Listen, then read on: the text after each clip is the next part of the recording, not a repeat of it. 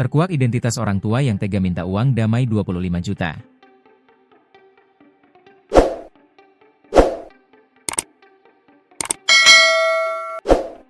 Sosok wali murid yang menuntut minta denda uang damai ke guru madrasah kini menjadi sorotan publik.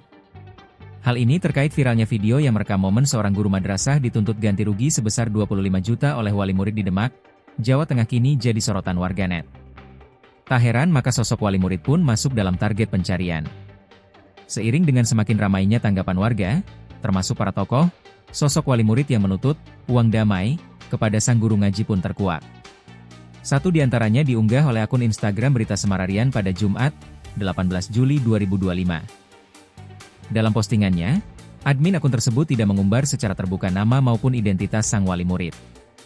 Hanya saja, admin mengunggah potret ketika wali murid itu mendaftarkan diri sebagai calon anggota Dewan Perwakilan Rakyat Daerah, DPRD, Kabupaten Demak dari Partai Perindo.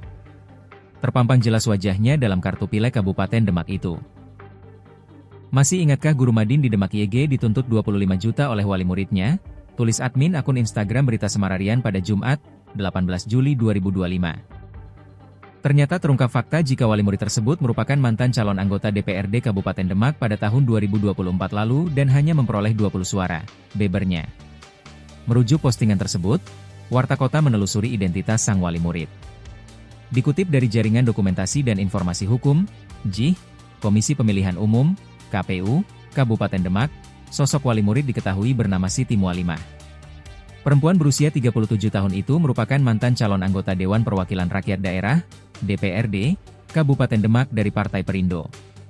Dalam Pileg 2024, dirinya hanya memperoleh 36 suara dari daerah pemilihannya, yakni Dapil 3 Demak, Jawa Tengah.